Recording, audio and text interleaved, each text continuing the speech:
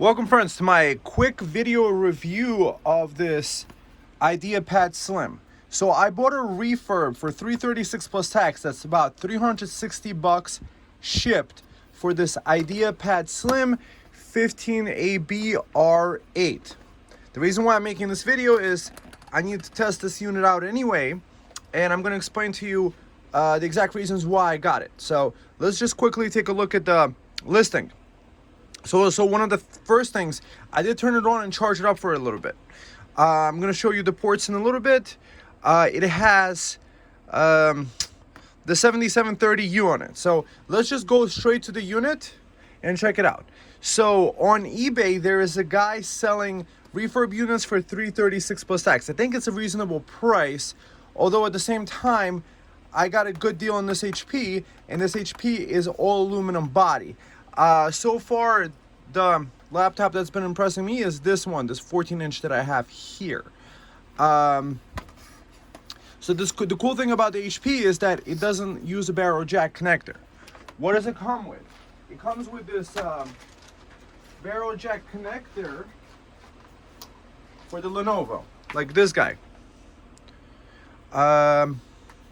Should probably measure it, so in case you want to get a replacement, but you probably wouldn't even need the replacement anyway, because it's a 20 volt 3 point something amps.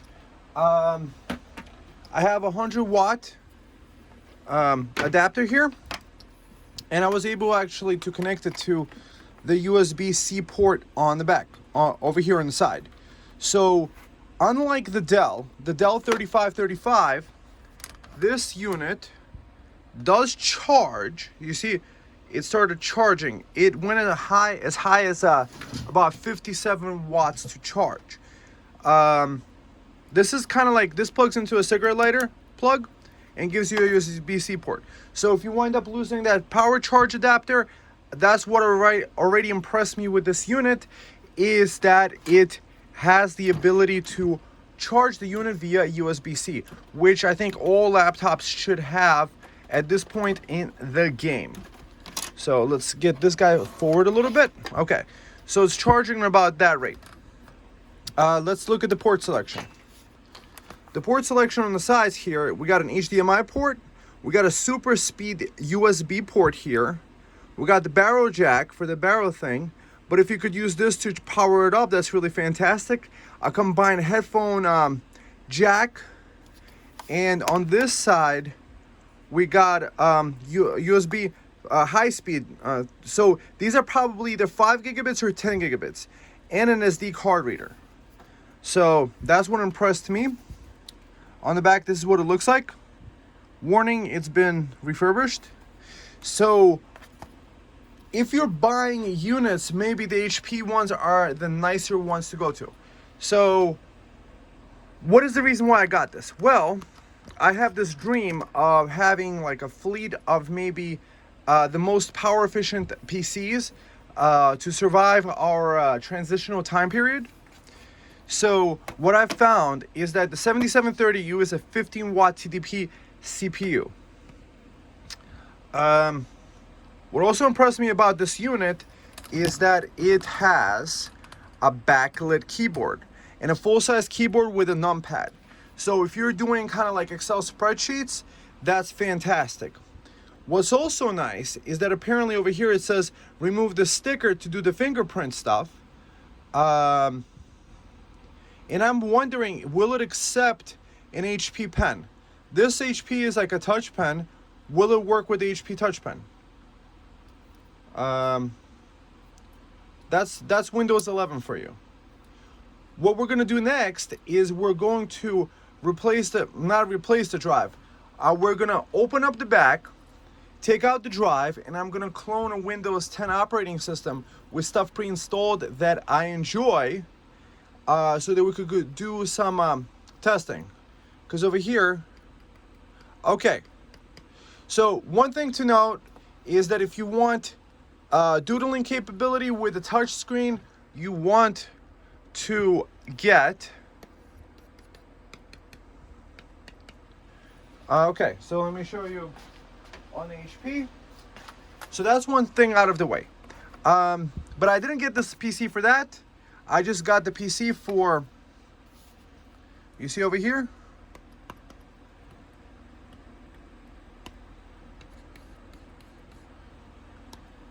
But this is designed more for an HP pen. It has a little AAA battery in there.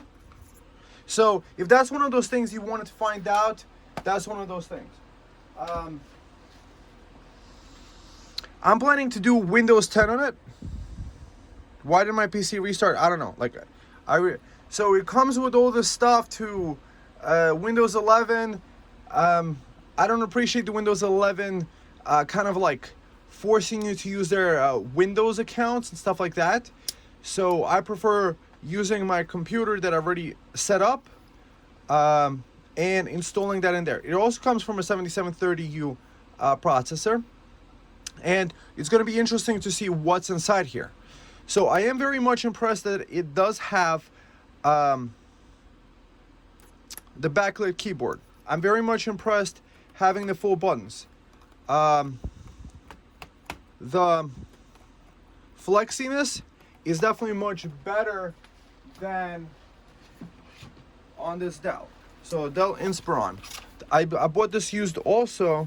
Is this unit 1? I don't know. It doesn't matter. So that's the Inspiron. It's a lot more flexible in between. It does give you a full-sized kind of stuff, but the benefit of this unit is you get the fingerprint over here. So you could do the Windows Hello with the fingerprint. The touchpad is slightly bigger in this. Both are with touchscreen. The blue color looks nicer in this. And with the Dell Inspiron 3535, this USB-C does not charge it. So I think they made a lower priced laptop that would could be used for the things, for various different things. And this already, the build quality is nicer. What I also noticed is that the seller, he has another 25 units left after I bought mine, and it came in the box feeling new. Just look how clean this is. If you didn't know that this was a refurb, and if it didn't have that sticker in the back, you would think this is a brand new computer. The touchscreen is also kind of nice. Well, my goal is actually to have a laptop that I could use for simple tasks. I'm just thinking for $300 something, right? $360, having a PC that sips power. On the Inspiron, I've seen where at idle it go down to even 5 watts or something connected to the battery. So, and go up as high doing monero mining to about 25 watts. So that's about at 70% load. So you probably can't get a more power efficient Ryzen CPU in the computer. The 7640 and the 8640, on the laptop that I showed you, I think those are 28 to 34 watt TDP laptops. So what are we trying to find out today? I might want to do a quick video test, also make a video about what kind of camera quality it is. Splice in the video that it takes of me and the sound quality of that video, so you could see, let's say if you were doing blogging or vlogging, how useful that would be. But if you really think about it, for general purpose computing, unless you want the highest quality, you would probably would want to go with a Mac. I would probably recommend an M1 Pro, M1 Pro 13-inch. I have the one that probably has decent quality and probably the better sound out of any of this. So if you want the best high quality sound for playback of videos, you would want to go with the Mac. Plus the Mac is kind of nicer build quality. So for highest sound quality, go with the Mac. Second would be the HP, and this would be third, but definitely faster than this one. The reason why I got this one is that this one was about only $300 with tax included. I think it was $275 plus tax. But those lower priced units have already sold out. I'm already seeing this unit and other things. So it's $340 and up so far. What I want to find out is what kind of stuff is on the inside. So we're going to turn this off and look at the screws on the back, right? So by the way, guys, be careful if you're doing this at home. Caution, always practice caution. I'm not telling you to do this. You do this at your own risk.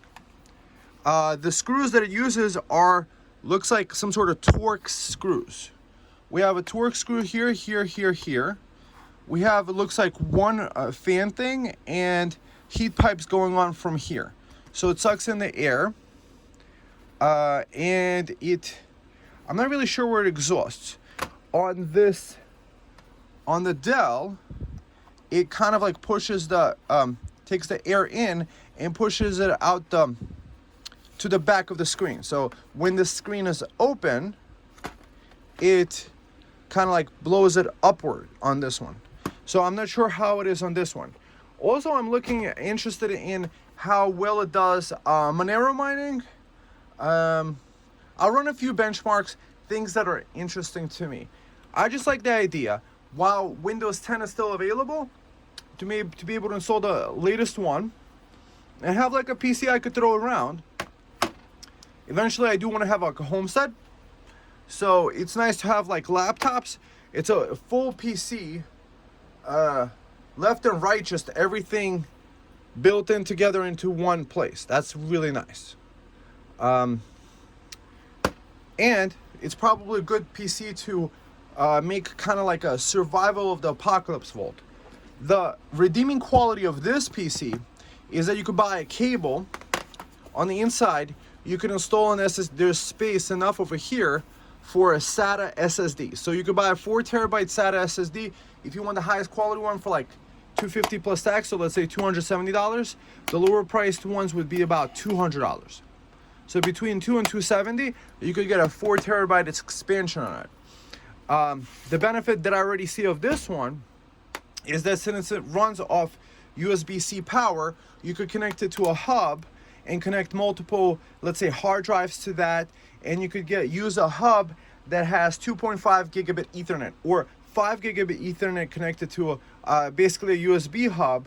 So with one single wire, you could get internet and use this as a server PC. Where I'm seeing the benefit of the 7730U is kind of like if you're doing a Linux server, if you're doing perhaps maybe Plex, Jellyfin,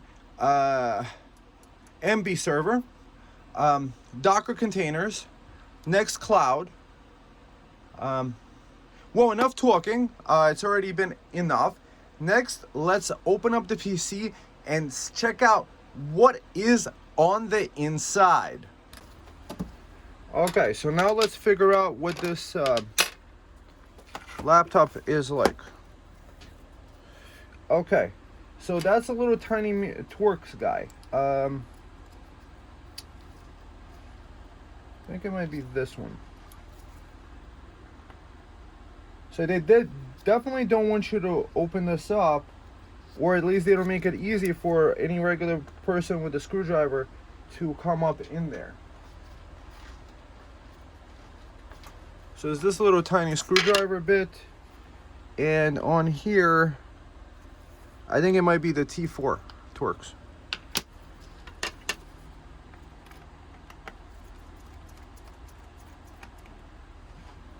So I'm doing my best to practice safety. Once we remove the battery case, what we're going to do is we're going to first disconnect the battery before touching the other components, because there's a risk that you could short something out. There was a laptop I was working on once where I left the battery plugged in and something messed up with the actual circuit board on it.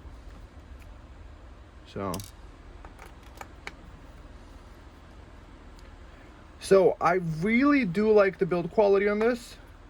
I do like the set of features that they're not limiting you to using the stuff. Perhaps the plastic makes it lighter. Okay, so first thing I notice is that the bottom screws are a little bit shorter. So you put them on a separate kind of notch on your tray. I do recommend these This is the Ifixit screwdriver thing. Linus Tech Tips makes their own, but I think theirs is twice more expensive, and their thing unfolds out like that. I would prefer to have a tray separate, because this tray you could put anywhere you like in any direction, and it's also cheaper. So I'd rather have two of the Ifixit screwdrivers, which I technically do, than the one Linus one. So I think these are about the same length. If they're different lengths, I guess they get some points off. We shall see. If some screws protrude, what are you gonna do? So we did turn it off beforehand. We're gonna check it out anyway. We could also replace the paste with PTM7950. Why PTM7950? It's like thermal paste that never dries out and never has to be reapplied ever again. It's made for industrial applications originally, and am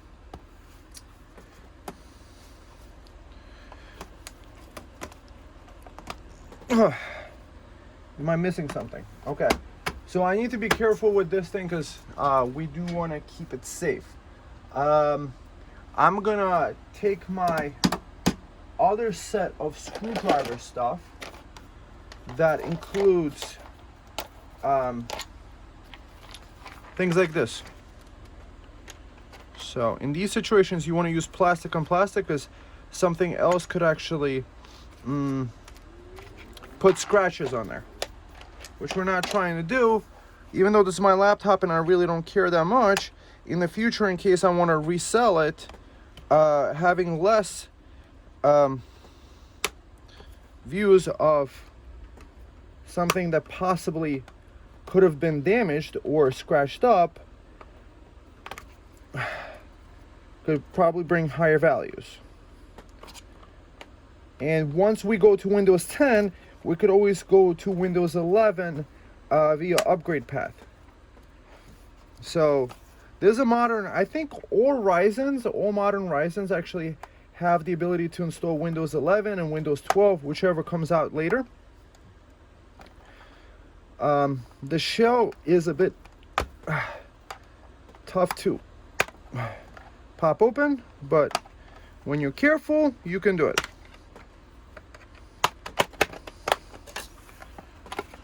So this is also the way that you would install this.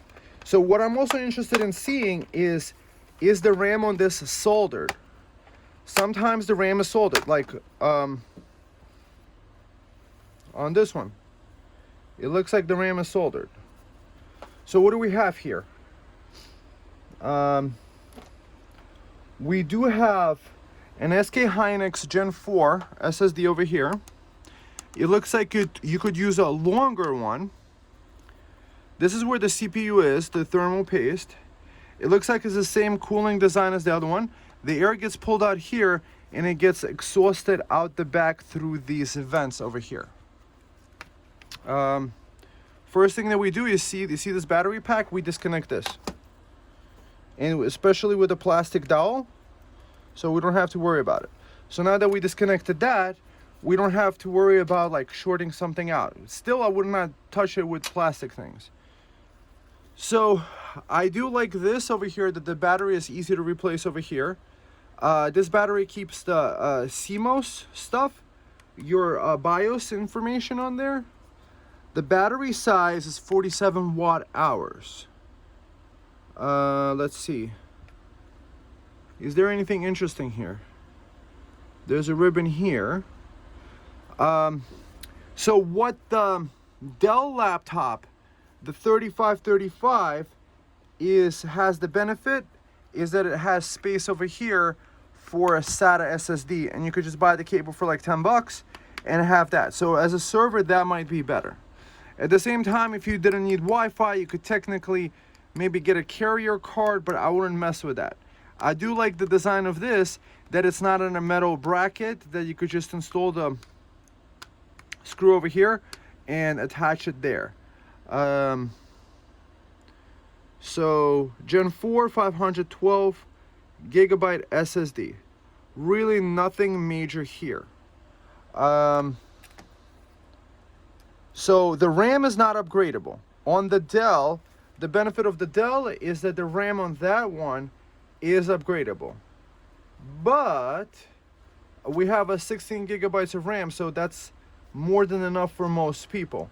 So unless you're doing like heavy RAM intensive tasks such as video editing, DaVinci Resolve, maybe some other thing, you wouldn't need that anyway. So what I'm gonna do now is I'm gonna pull out this SSD drive, switch up the Torx, the T4 back to this guy. I'm gonna pull out the SSD and clone my Windows 10 operating system the way that I like it. And then if I need to, I could go to SCD keys and get a Windows 10 Pro key for like 10 bucks. I don't know if that's heat damage over here.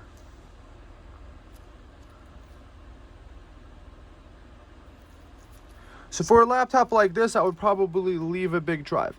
So if you're getting this laptop, don't expect to upgrade it past that. If you're trying to have a low power server, I would probably go with the Dell. With the Dell, I wound up finding these little adapters. It basically takes the Dell, this guy. On the Dell, it takes the little barrel port, because the power adapter was 20 volts anyway. You plug into the Dell power port, and then you could use USB-C there. So yes, you could use USB-C here to charge it up, but on the Dell you could kind of charge it up using USB-C anyway, using one of these adapters. So it just plugs in. You can't use this one because you need the correct size of the barrel plug. The benefit with this one is that that's power and data, so you could use that as an Ethernet card. So as a server, I would not recommend it. As kind of like a portable laptop, the kind of like for usability to do some video editing and stuff like that, I probably would, because you have also the SD card reader there. So SD cards, I think, have gotten up to 2 terabytes. So you could probably, for a reasonable price, install a 4 terabyte here.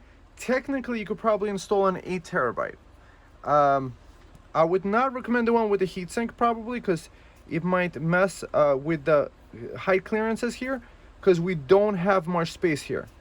I do like this metal piece over here. I think that adds to the rigidity of it. So both are plastic, and you see like opening it up, it looks like this clip kind of like popped off. Let's see. Anything else of interest here? So the Dell laptop is a bit bigger, but not much bigger. It's actually same kind of footprint. I think it's thicker. This one I think is supposed to be called slim. See how much? I don't know. I would probably prefer the upgradable RAM. So this one, as a server PC, you can install 32, 64 gig DDR4 memory and run it. So 7730U processor. It's the I think the latest generation processor you could get. That's a 15 watt CDP. If you're trying to run at the lowest power possible, that's probably the ideal for you.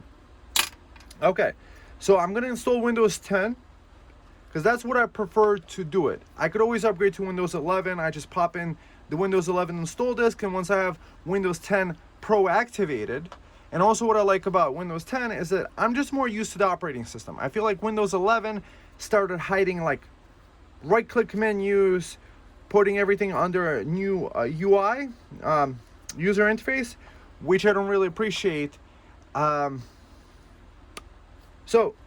to each their own. You know, the programs, I think, run just about the same on each one of them. Okay, friends, so I'm gonna turn on the Dell where I have Windows 10 pre-installed, and then run that, clone the Windows 10 to this, because this is a 7730U A, and B, there is SDIO, which is standard device driver. So basically, it's very easy to install drivers nowadays, all completely for free, and I'll link you down below. What I'm going to use is I'm going to use the Sabrent USB enclosure, and with the Sabrent USB enclosure, you could quickly and easily clone the stuff, and Sabrent provides free Acronis cloning software, which is, I don't know, a $30 or $50 value. You could buy this thing for like 20 bucks. You could get the free software, and it detects that you're using a Sabrent thing and allows you to use it to back it up to that. So if you have, like, let's say an SSD installed with Windows 10 or 11, you could clone it to that. If you have device encryption on, it wouldn't be able to let you clone it anyway. So let's get that cloned. So I'm trying to use this network adapter here because I don't use Wi-Fi.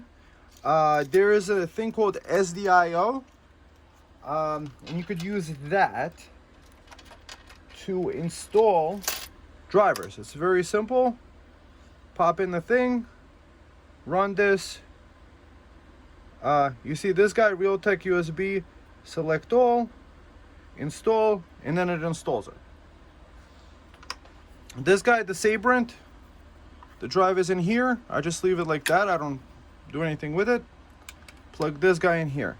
This guy is connected through a USB-C to a USB-A adapter connector thing. So next what we're going to do is we're going to find... So by the way, this is on the Dell laptop. So Acronis Sabrent. Search this. Acronis True Image for Sabrent. Scroll down, download.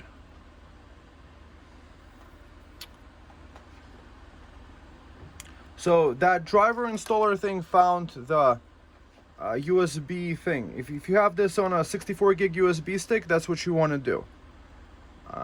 Takes a couple minutes to install this, but worth the download. And then once you use that, you could plug in this guy into the USB-C port or any other port. I'll plug them into the USB-C port because I know it's one of the faster ports there. And yeah. And then we're gonna take this Windows 10 and get it cloned onto that operating system, so we don't have to deal with all that Windows 11 shenanigans. And maybe eventually they will driver. Interesting. I think this might be encrypted already. Or is it encrypted? Maybe it's not. Okay. This PC, SSD, driver. Okay, that's a good idea to copy that over to the C drive here.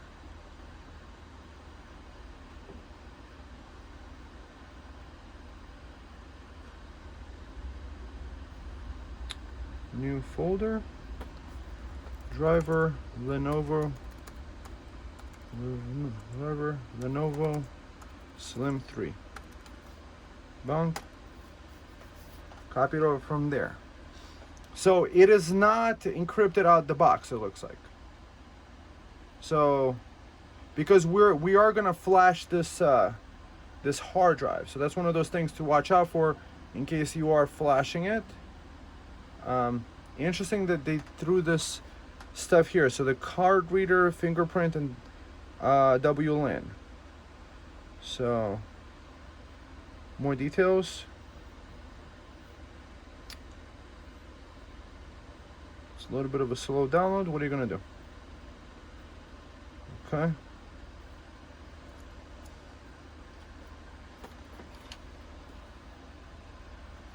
Oh, you guys can't see that. Okay. So we're installing True Image.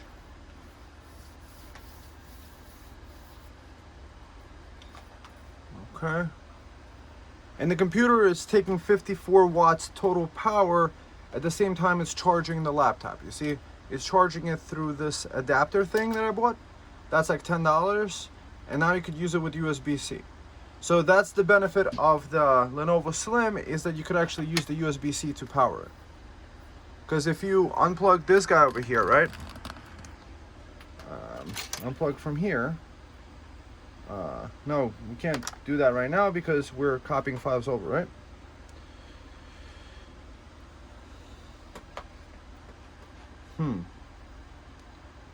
It's a little bit of a slow drive. Why is it taking? Is it scanning it or something? More details, performance. Interesting.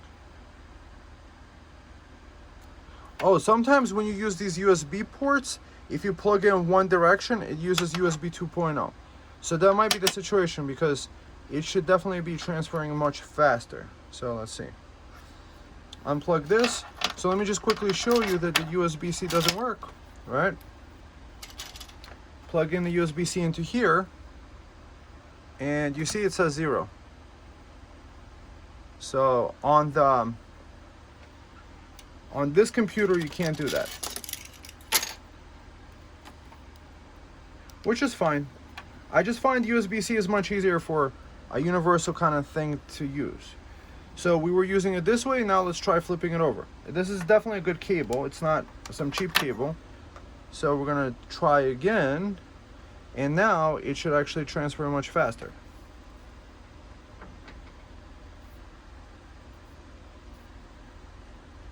This guy is complete, and yeah.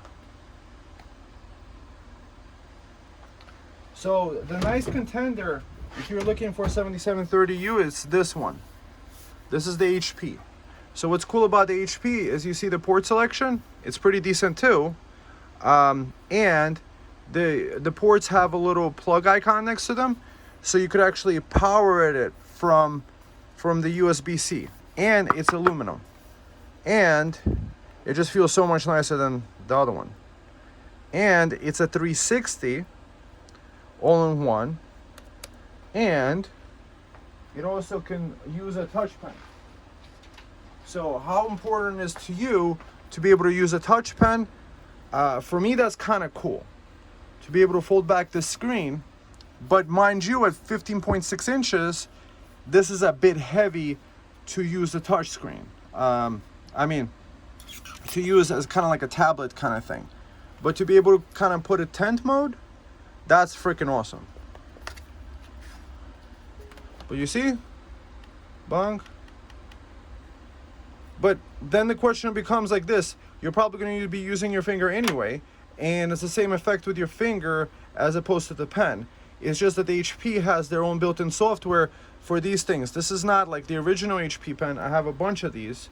I just find that it's convenient. It doesn't use any Bluetooth or anything like that. So unlike the Apple Pencil that you would need. Looks like this stuff is over. And this guy is taking forever to copy over. You know what? We don't need drivers. Right? Who needs drivers when we have friends?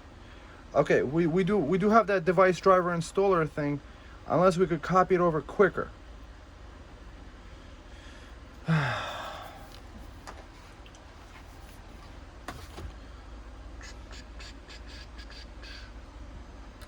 That's the funny thing. I have xmrig miner running in the background, and no wonder it's actually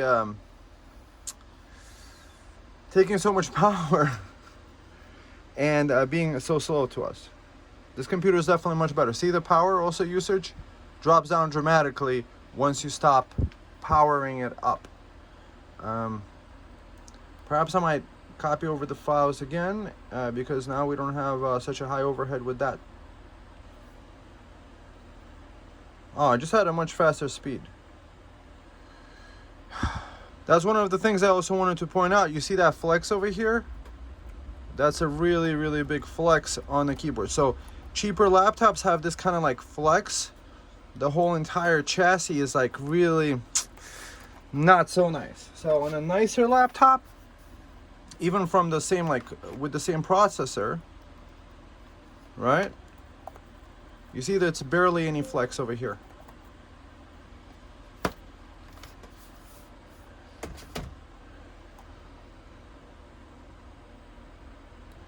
It looks like using this little adapter thing here, USB-C to USB-A, it's giving me a normal transfer speed with that.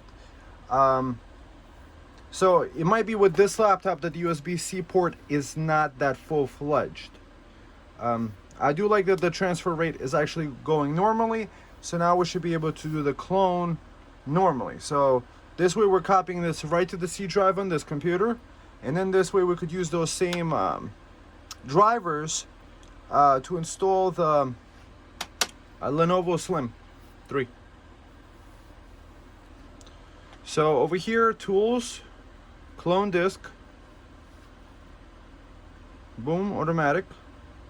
So the automatic is going to replace the partitions. You see NVMe is the main drive in there, and the USB is what we connected over here. So source disk is the C drive, and then the destination disk is going to be the USB, and then we're going to install that. And then once it's done, we could plug that right into the machine, and obviously get a key to activate it so that there's no watermark here. Proceed to. Now it locks down the partition, and it does a nice clone of the drive. So this is exactly the point that I'm making. You see it's doing the process of like cloning the thing, and it's only taking 15 watts. I just opened up the little adapter to make SATA drive from here.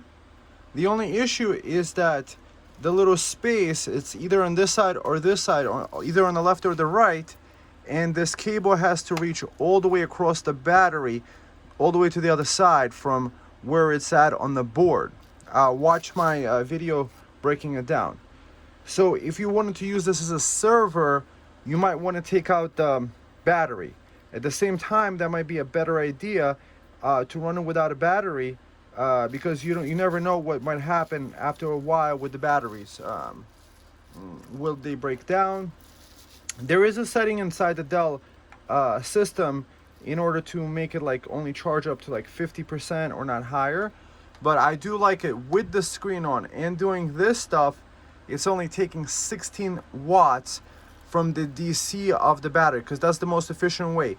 Instead of using the plug, because the AC has an overhead to it, it just converts this to an adapter that's like a laptop adapter for USB-C for the car, and that's the most efficient you could actually get out of this system.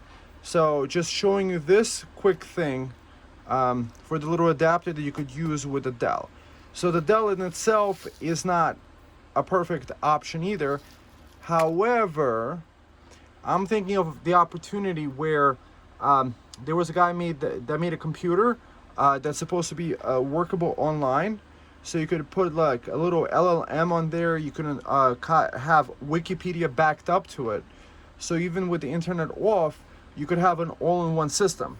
And the reason he did was you could spend like $300 in a little box that has Wi-Fi on it, and you connect to it remotely with a laptop like this, or you could just install all the stuff right onto the laptop and be able to access the information directly with the laptop and the laptop screen. A lot more convenient. He installed Linux, but you can still install the same programs technically with Windows also.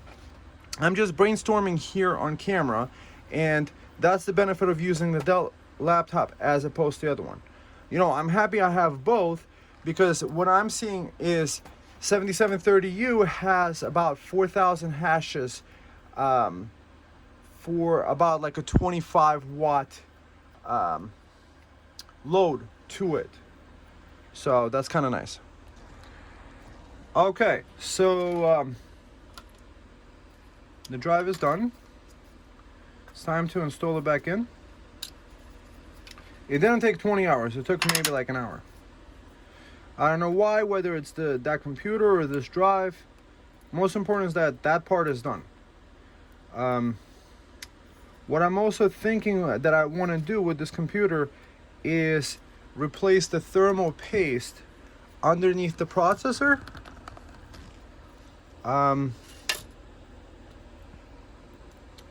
As I'm already here, and when I'm picturing this computer running, is maybe for a few years down the line, maybe even a decade or more.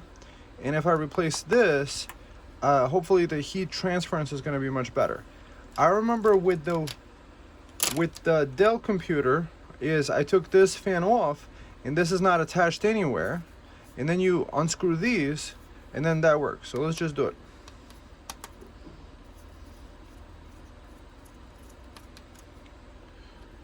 So notice also the Wi-Fi over here. So it looks like the mouse pointer is over here, right? And the Wi-Fi and the Bluetooth antennas go one over here and one over here. So when you're sitting there, the Wi-Fi and the Bluetooth, they're closest to you possible. So all the Wi-Fi and the Bluetooth is going through this or this. I'm one of these people that doesn't believe in using the wireless technology, because maybe in small amounts it's okay. However, picture using this laptop for a few years on your lap, right above your private parts. What that stuff might do to your physical attachments, maybe your fertility. So that's one of those things that people don't talk about, is that there's actually no limit to the amount of power of this stuff that you could be used to.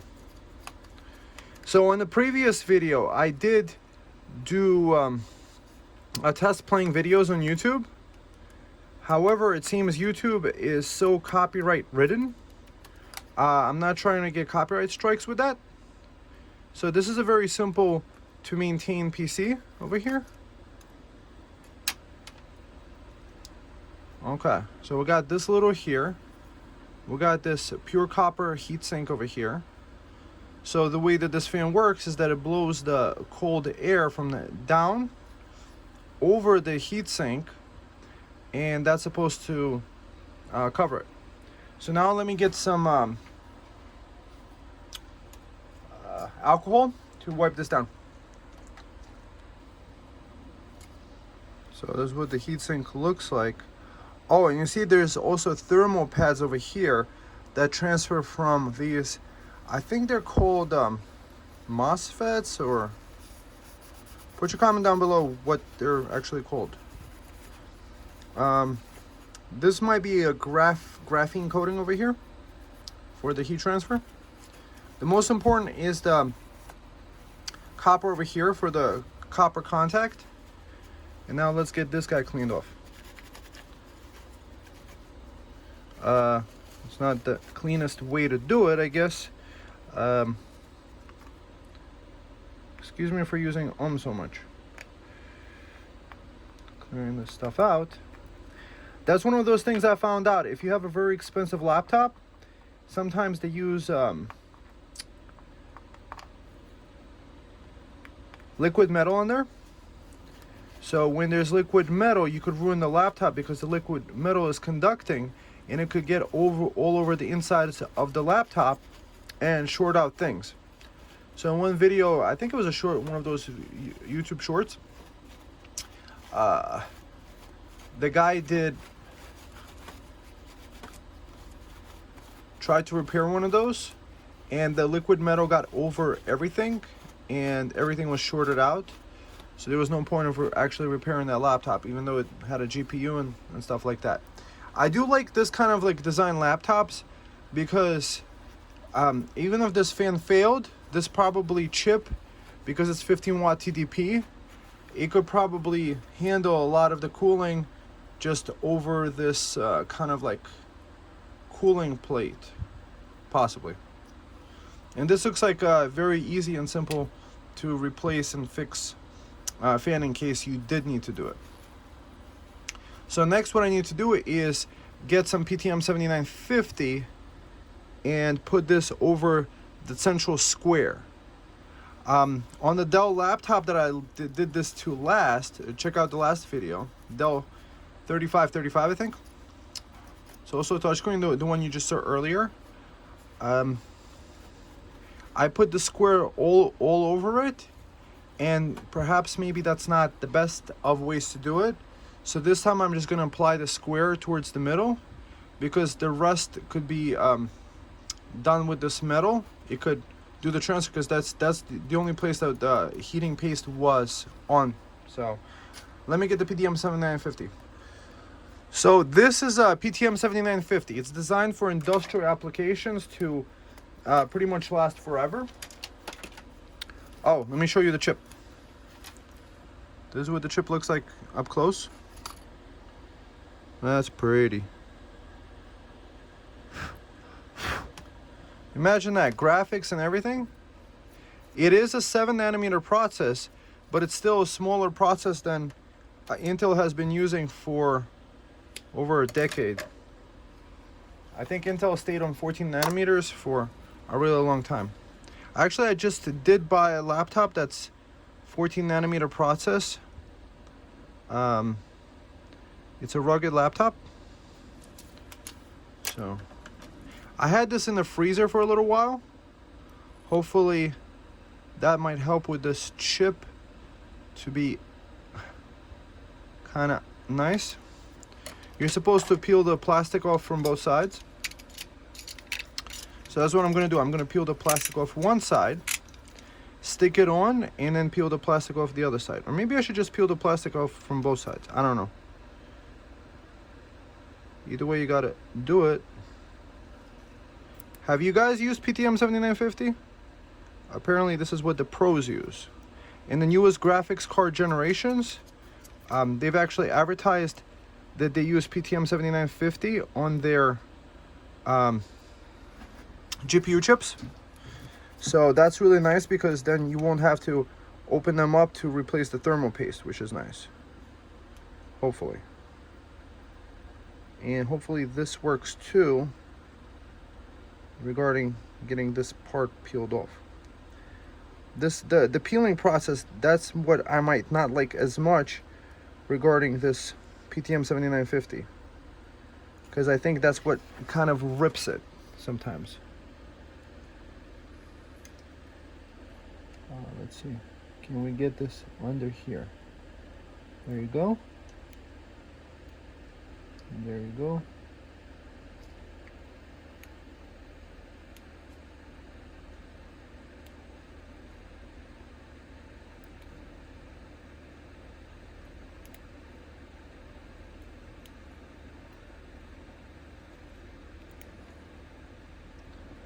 Supposed to like use tweezers maybe with this.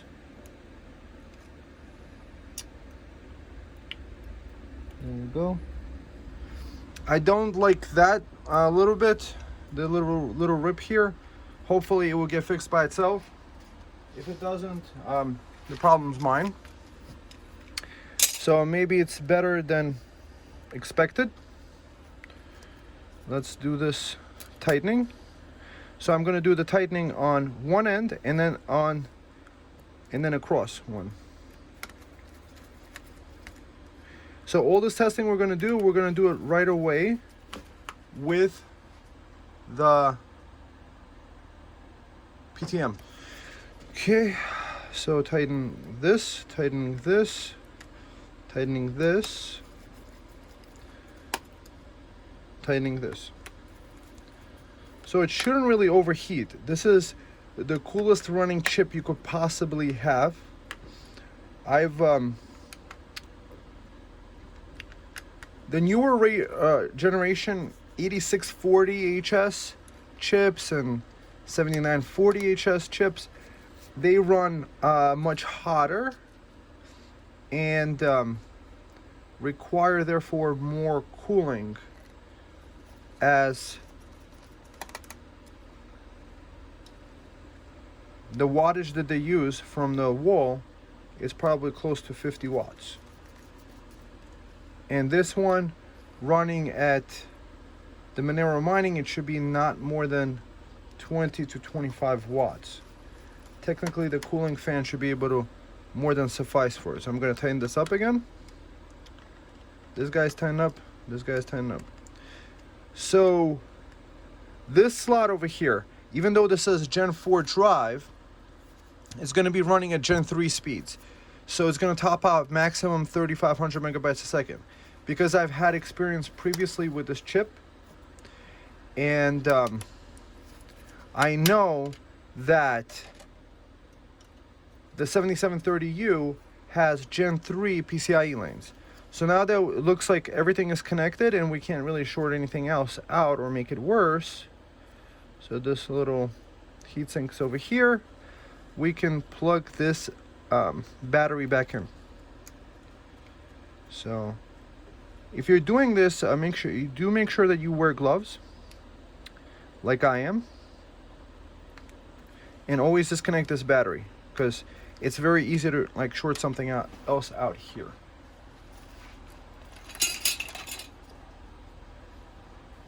So here's the stuff that we have over here. And so it's interesting. What are we looking at here? So we have the cooling vent. We have fresh air coming over the CPU, which is interesting. Where could they have improved it? Maybe if they would have made the vent bigger, because look at the fan. I mean, that's kind of fine. So we just snap this back in.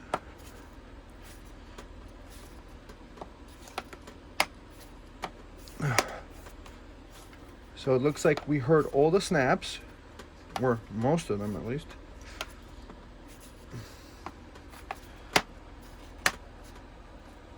Go all the way around and put the clips back on.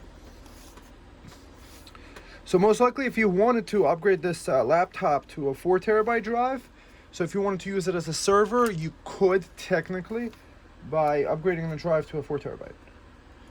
So let's get the T4 going. I think this is the T4.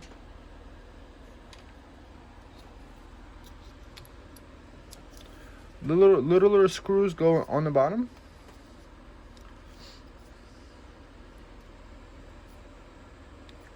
These guys think they're Apple putting these kinds of little screws in there. And they probably think that most people wouldn't upgrade it. And now most people probably won't, and you might not either. Just know that you could if you wanted to. Or I see a situation, sending it in for repair.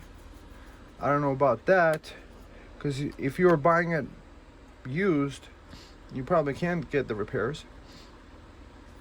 So what's a good use case for getting the laptop? Well, the same cloning software that I showed you, you could upgrade from the 512 to like 1 terabyte or 2 terabyte or a 4 terabyte drive, and then just use that as a tutorial to replace the drive on this one and have a lot more space on this unit. Overall, I'm kind of impressed with the quality. Yes, it is plastic. Yes, the HP is kind of nice. But if you weren't aware of the HP, of its existence, you would actually think this laptop is pretty nice. One of the things to be aware of when they do use aluminum is it's CNC'd aluminum, so it takes a huge amount of effort to actually route it out. There's like a little machine that goes around and drills out the chassis that gets fitted together. So imagine this plastic, there's like a machine that goes, that is a lot of probably money and effort to do it. This one just gets molded. Perhaps the aluminum is nicer, yet more expensive, slightly. The 7730U HP that I did show you, I was able to snag a deal at like $350, I think $350 plus tax. But then I wound up breaking it, so I had to send it in for repair. That cost another $180. So I'm in more than $500 for that one. And for this one is a moment of truth. Already getting it dirty. Pressing the power, and now it's booting right up.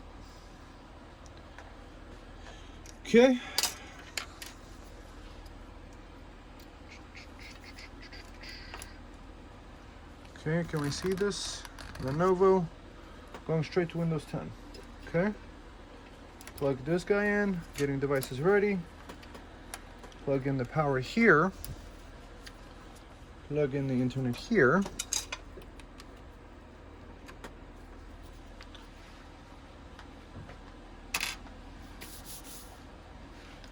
Plug in power there, internet here. So we're gonna use the 64 gig drive to install the drivers, and then I'm gonna come back with the stuff running. We'll check it out. So look, it looks like it has all the driver stuff available, and now all we got to do is install these different drivers.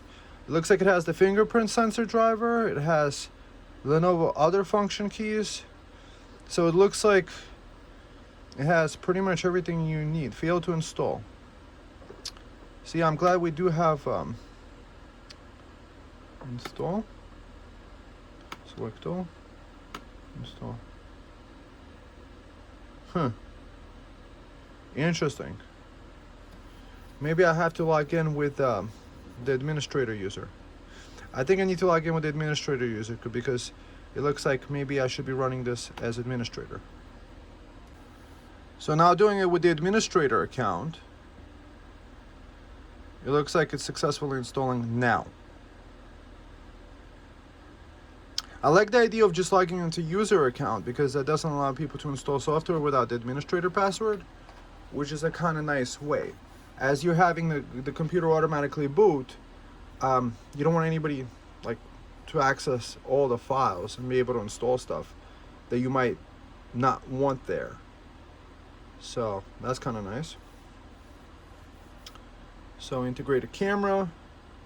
Looks like it's installing everything that's necessary there, and we don't need to go through the process of going through all those different setup files.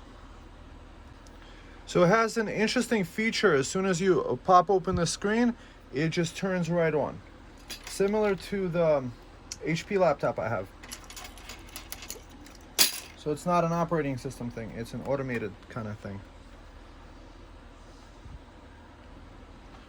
So CPU Z is saying, you see it's a 15 watt TDP chip, socket FP6. Mainboard is a Lenovo mainboard. Memory, 16 gigs. It's not really saying which kind it is. SPD, it looks like it's using it in 2 slots that are built in. Micron DDR4. Radeon graphics, it's using 2 gigabytes for, looks like the Radeon graphics. Bench. That's the thread rate. Hash rate. Turning off the fan. Yes, you can hear the fan. Nothing really too loud. Oh, I got disconnected. That's kind of nice. So it looks like charging and doing this is 59. Let's see. So it's 15 minutes until fully charged. So in 15 minutes, I'm gonna find out how much power it's taking directly from the DC plug. Because the way that I'm seeing it is that if you would be using this for mining moneros, you would be plugging it into either a power bank or a battery. I like the idea of this power bank because in one slot you could plug in up to 100 watts of solar, and if it's using 25 watts, technically you could keep it charged up. So you could have maybe 2-3 hours on the battery that's inside there and a little while doing it that way. So I'm gonna leave this for like 15 minutes, so it's not 1:57, it's 3 hours later than that. I'm gonna leave it to do its thing for an hour with the lid closed. It's continuing to do the thing, charging up and doing the crypto mining at 49 watts. So for the Monero mining, I find that if you just turn on a standard desktop PC, you're going to be doing 70, 80, 120 watts, just baseline. Like that's the one with the graphics card in it. So this is 49 watts, but wait till it's charged up fully, then we shall see. And then we could also do maybe a test of how much heat generation that it has. So that's one of the things that's one of the minuses with this unit. See, I've been kind of like flipping it over and back and forth. Notice there's already scratches here. So this plastic is going to get scratched up and it's going to look like a beat up laptop. However, having a beat up looking laptop is probably a better idea because you don't want people to be jealous of your laptop and try to steal it. So this way, if it's like a beat up, ugly looking laptop, put some like stickers about like world peace maybe, or other positive symbolism, and nobody would touch it. So you see how it's have it set up. That's why I like the idea of the cloning, because you do need to do a few settings in order to get it this way. So you could just turn it on, power on, boom, turn off the lid, and see that. So I'm gonna come back in about an hour and see what kind of heat generation it has. And I do have a kind of like a heat camera thing. So this way I could use it for the first time, A, and B, we could kind of see like if there's any like crazy temperatures going on there. And I could probably also do some sort of, oh, you have connected, oh, it's also a FreeSync monitor. That's kind of interesting. So I'm guessing it's actually a 60 hertz monitor. Advanced display settings. 8-bit color. Display properties for 1. Monitor 60 hertz. So it's a 60 hertz monitor. Well, you can't really expect a gaming laptop monitor on this laptop anyway, as we are using incredibly low amounts of power. So let's see. We do have a full load on the processor, or it should have a full load, 75. So 72%, and it dropped down to 2.81 gigahertz. There might be a little bit of a coin whine, but that, you wouldn't be worried about that. And I am showing an extreme situation where I'm giving it like random tasks to do, because that's the idea of the Monero chain, is that it uses the random X algorithm. So it's usable really only on the CPUs. Oh, maybe we could also do a test what it looks like playing back video. Everything is actually feeling really smooth. I do have this thing installed there. You figure out this thing if you want to get that. That helps with things.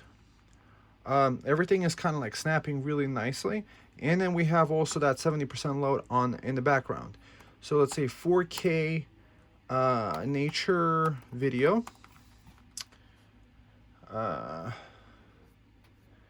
got a feeling this stuff might have some sort of music. Okay, let's see. 4K tour of Italy. Let's see. Something really 3.5 million steel. Okay, refused. Okay, let's see this. What does it take to face cancer with Wow, okay. Yeah, that thing used to work a lot better. You have to like press refresh sometimes.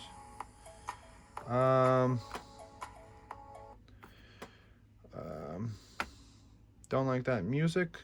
That sounds actually pretty horrible. Function plus. Do we have? Okay, let's see.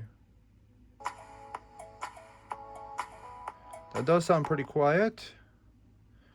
Let's see this guy. Maybe the walking around. Everything sounds kind of. So we turn off the sound there. Let's do. Is there a stats for nerds? Okay. So current optimal resolution is doing 1920 by 1080. It did do a little bit of a drop, but mind you, we have this load on the CPU. So probably wouldn't have that doing at the same time. And notice already dropped down to 42 as it's getting charged up. 10 minutes until fully charged. And what is it running at? Oh, we did drop this down a little bit because we launched this stuff. So for video watching, it's not the optimal kind of like sound. Like, So welcome to Ravello. First of all, this is the big square. So here. okay. So anything dropped? 0 dropped. Putting that on. Let's see news. That definitely would do it. Okay. No, let's do something kind of like open source video clip. Royalty free. Okay.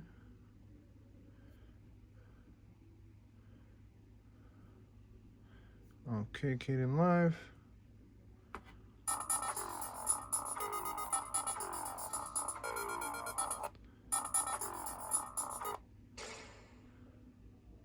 Greetings. Here I am, back again, running a Linux. So, here I am on a beach. I do feel like I'm inside, like There we are. my head is Stop under a playback pillow the with button this. there, but we can start and stop playback, as in most video editors, using the spacebar. If I press the spacebar, resolve in terms of preview, but I'll show you how to fix that in the next segment of the video. So I would want to install OBS Studio. Did I already have that installed? Download installer. Install that and see what the camera quality could be on this thing.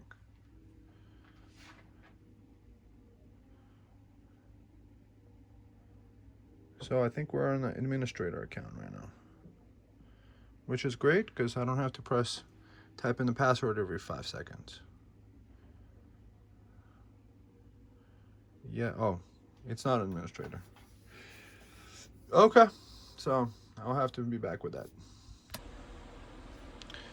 So this is the lowest power level that I've recorded with this laptop, being on and mining at about 4,000 hashes a second.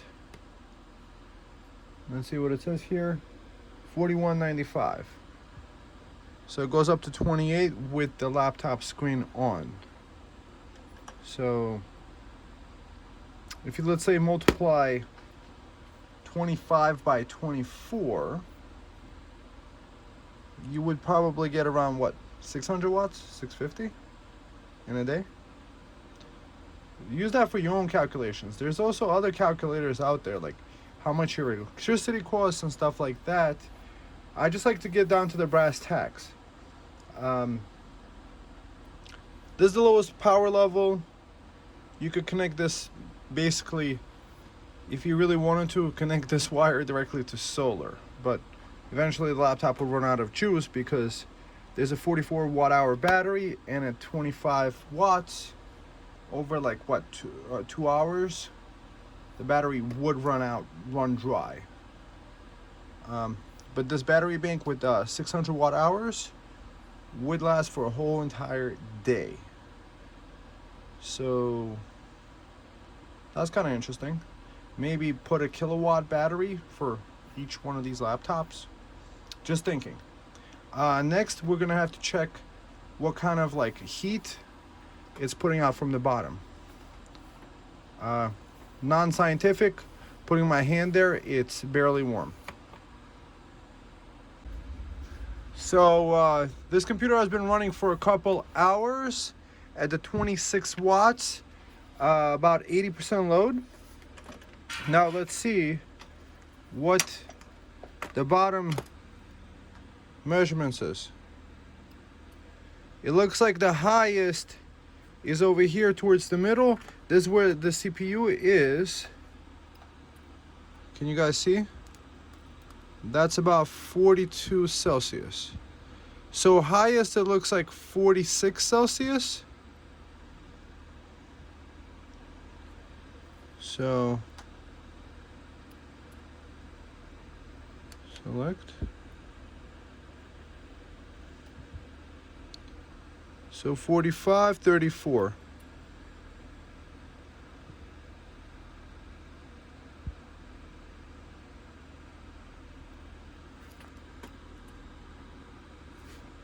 Barely warm.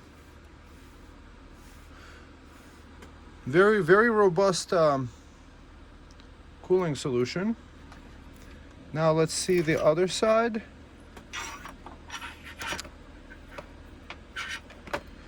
How it goes through on this side.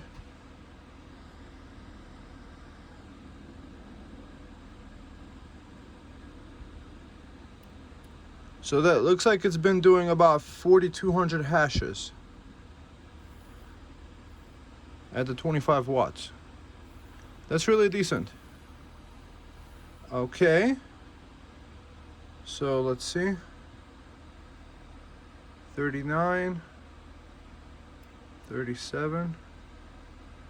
Oh, that looks like that's where the heat vent is.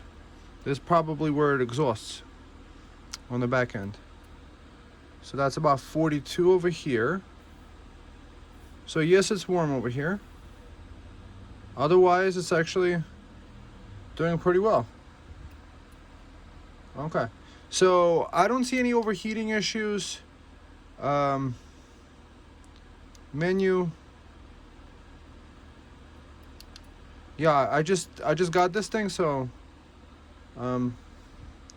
overall you guys see like this thing, it shows the stuff really cool.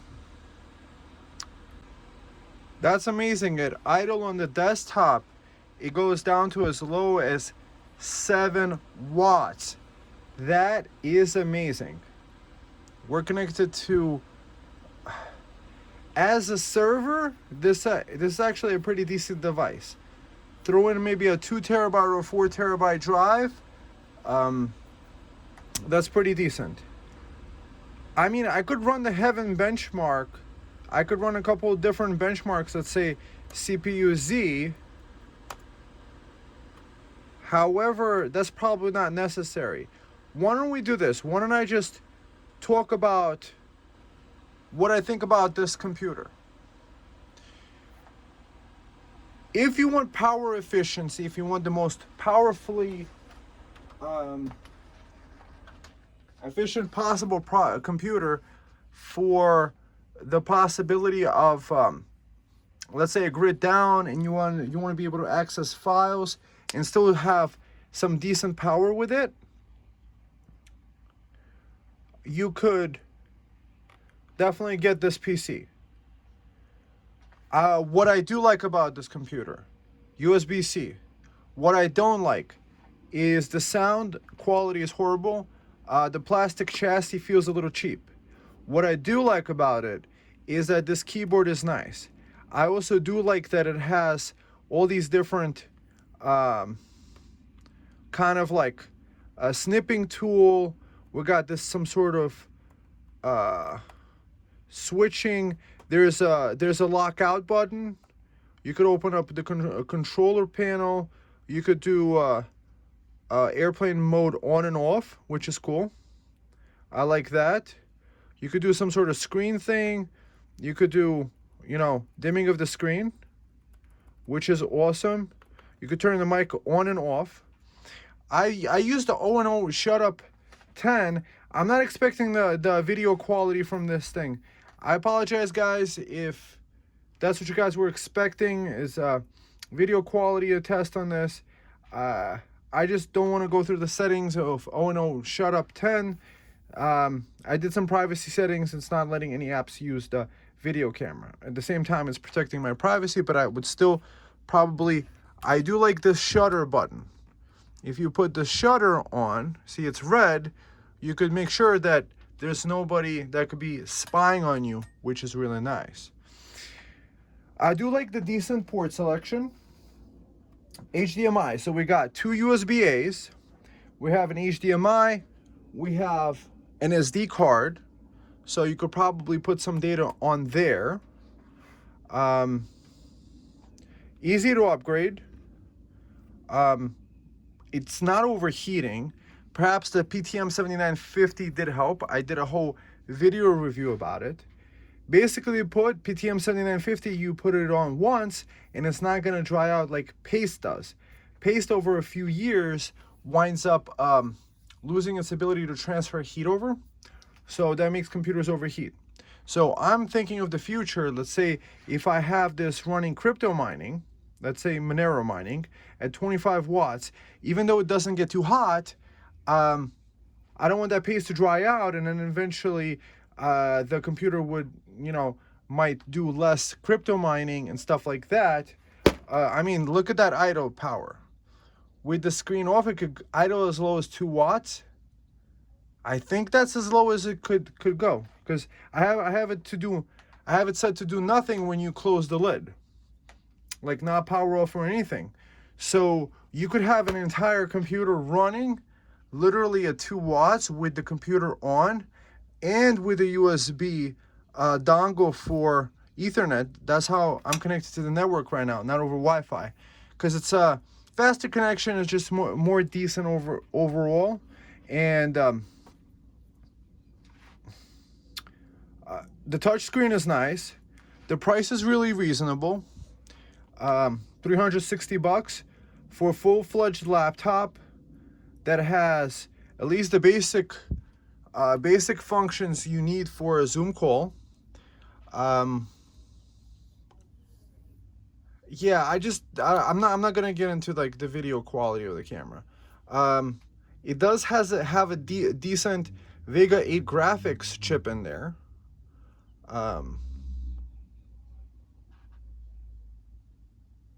What else do I like? I wish it had more expandability.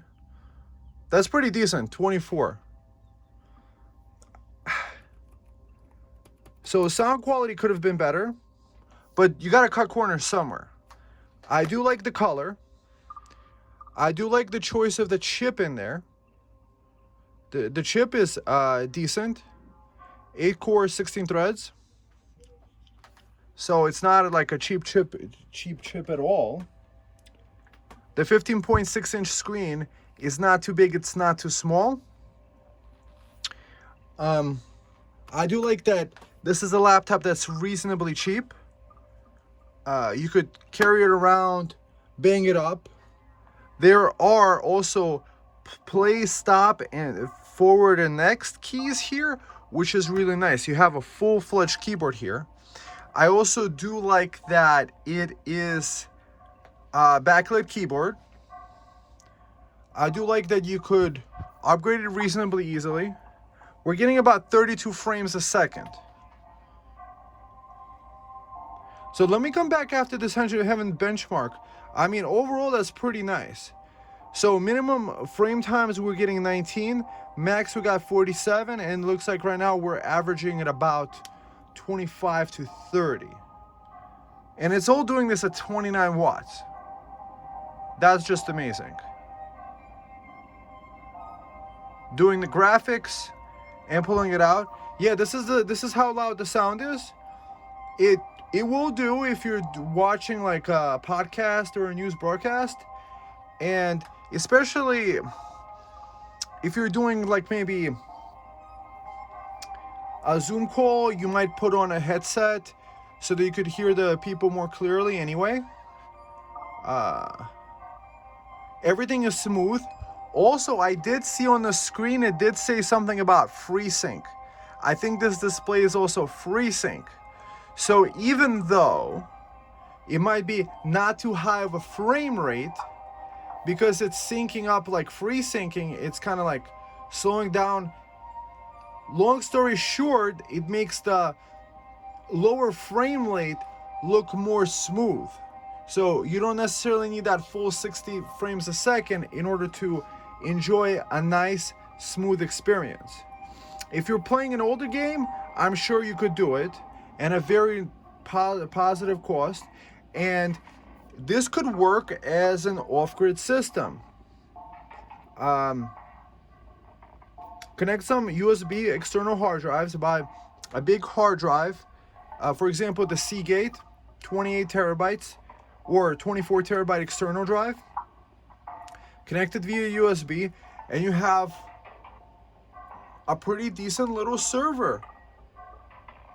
And it's all in one. I mean, it's a computer. Just think about getting a separate screen, getting a separate hard drive, monitor. It all adds up very quickly. I've built custom PCs, and when you start cutting corners, you get this big box and you don't get that much. This thing you could literally fold up and take it with you.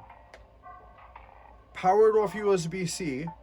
So overall, there's just so little minuses that I see to the pluses this one has.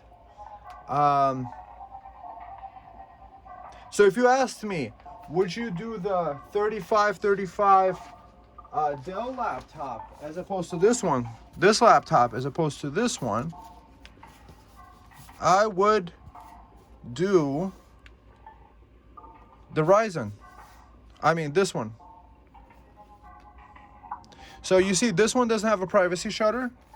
You have to use the power brick. So, but you could just get an adapter for USB-C, which is fine. But that's kind of cool. You could have Ethernet and the thing together. This one has the numpad too, which is nice, but it has the higher flex thing. You could potentially add an extra SATA SSD, but if you're really thinking between the two, you probably won't, because that cable is too short. It is using the same processor. The FPS actually looks pretty decent, 31 FPS. People have been playing video games at 31 FPS and have been happy with them, like on PlayStation, without an issue. So this one is definitely much more flimsily built, and the difference is really $60. So if I had a choice between the two right now, if I could replace this, add an extra $60, I might keep this because I already paid for it. So already money spent. Between this and then if you could just spend, maybe get this guy for that price, the 15.6 inch. This one is a whole nother level. This one is a whole nother level. Folds back, also touchscreen, screen rotates. So you gotta make your choice. Like, which one are you looking to do?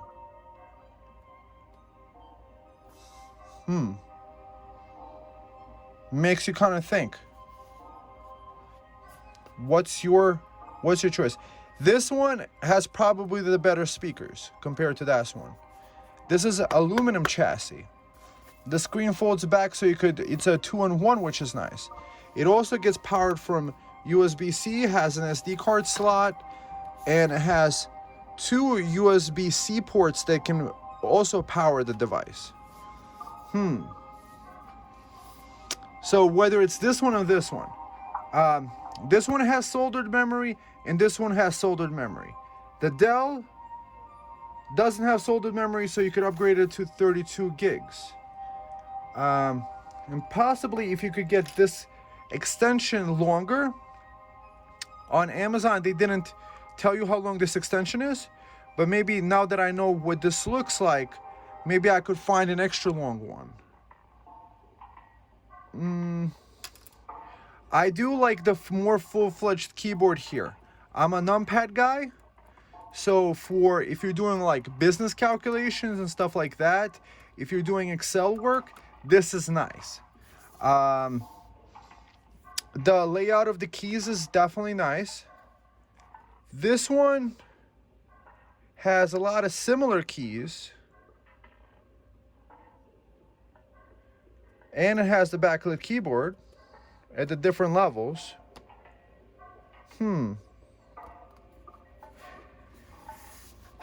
I think Lenovo might have hit the better home run here. Also for the Windows Hello, integrating the fingerprint read into there is kind of nice. There's really nothing you could... With this chip, they've only made specific models of laptops. So the highest end would probably be the HP.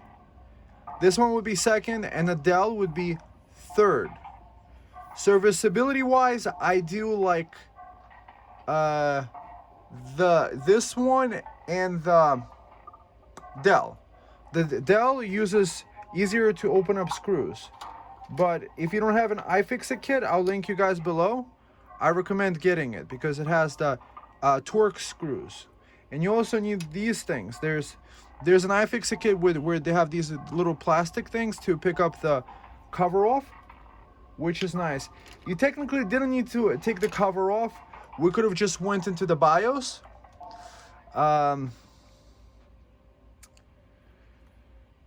So function out of 4. Okay. So it's kind of interesting. You need to press function lock. You could turn off the function keys, which is kind of cool. I do like the keys, like inserting things. Oh, this opens up the browser. Lenovo Vantage. Oh, something about Lenovo. Okay. Let's see. What processor can we compare it to?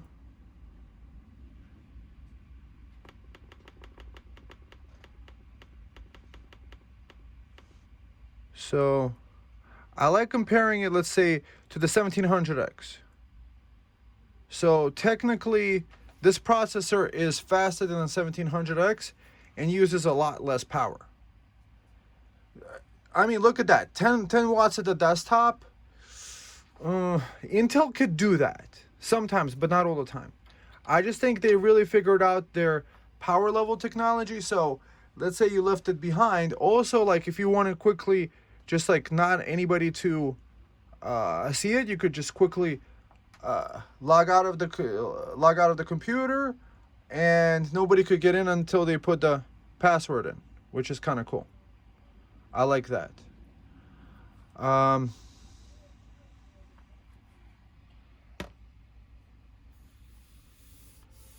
Feel wise, the plastic, this is gonna get scratched up. It's already getting scratched up for me, even though like I got it like almost like brand new looking, just from like the dirt on the table and stuff like that.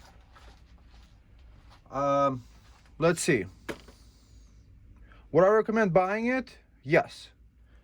What could be the good use cases? It could be a whole bunch of different use cases. I'm not sure where this 19 watts, maybe it's going to sleep right now, or what, I'm not sure.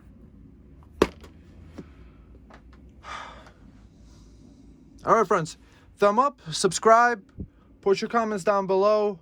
I hope you guys enjoyed the teardown of this Lenovo laptop yourselves. Quick look at all the sides.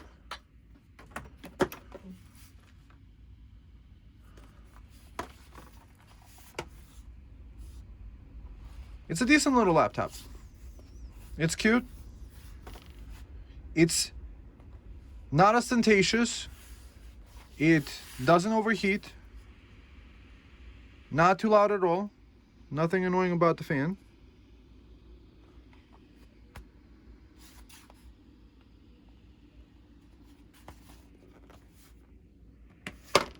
All right, friends. I'll see you in the next one. I'm going to link this down below to Amazon. And maybe I'll also leave a link to the eBay seller that has this exact unit. In case you want to get it. I'll see you in the next one, friends. And God bless. Bye.